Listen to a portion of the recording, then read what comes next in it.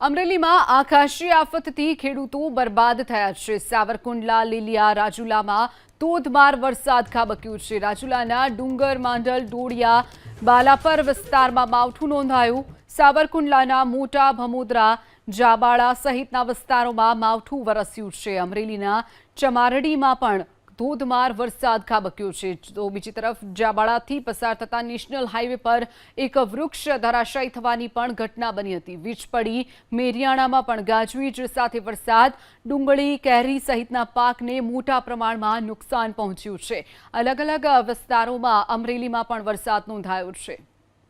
વધુ વિગતો સાથે સંવાદદાતા હરીશ ખુમાણ આપણી સાથે છે। હરીશ, જે રીતે અમરેલીમાં શહેર અને ગ્રામ્ય વિસ્તારોમાં વરસાદ નોંધાયો છે, ખેડૂતોને કેટલું નુકસાન, કયા કયા વિસ્તારોમાં વરસાદ? હરીશ, બિલકુલ, અમરેલી જિલ્લામાં જે પ્રમાણે આજ સવારથી જ વરસાદી માહોલ છવાયો છે। ખાસ કરીને બપોર બાદ ક્યાંક ધીમી ધારે વરસાદ તો ક્યાંક ધોધમાર વરસાદ વરસી રહ્યો છે। હાલ અત્યારે 15-20 મિનિટથી જે સાવરકુંડલાના જે મોટા ઝીંઝુડા સહિત સાવરકુંડલા શહેર અને આસપાસના વિસ્તારોમાં ભારે તેજ પવન સાથે હાલ અત્યારે પવન ફૂંકાઈ રહ્યો છે। છેલ્લા 15-20 મિનિટથી જાણે કે મિની વાવાઝોડું હોય તે પ્રકારની સ્થિતિનું હાલ નિર્માણ થયું છે।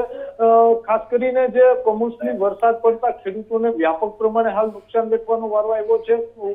જે ડુંગળી, તલ, બાજરી સહિતનો જે તૈયાર પાક હતો તેને પણ હાલ અત્યારે ખેડૂતોને વ્યાપક પ્રમાણે નુકસાન પહોંચ્યું છે। છેલ્લા 15-20 મિનિટથી જે પ્રમાણે તેજ પવન ફૂંકાઈ રહ્યો છે ને તેના કારણે જનજીવન પર તેની અસર પડે તેવી શક્યતાઓ હાલ જોવા મળી રહી છે। ખાસ કરીને આ ભારે પવનના કારણે માનવામાં આવે છે કે અનેક સિંહ જે વિસ્તારો છે તેમાં પણ ક્યાંક ને ક્યાંક વૃક્ષો ઢળી પીડ્યા હોવાની પણ હાલ અત્યારે સામે સમાચાર મળી રહ્યા છે। એટલે જે પ્રમાણે મિની વાવાઝોડું હાલ ફૂંકાઈ રહ્યું છે ને તેના કારણે ખેડૂતોમાં પણ હાલ અત્યારે ચિંતાનો માહોલ ઉભો થયો છે। જી ચોક્કસથી હરીશ, માહિતી બદલ આભાર।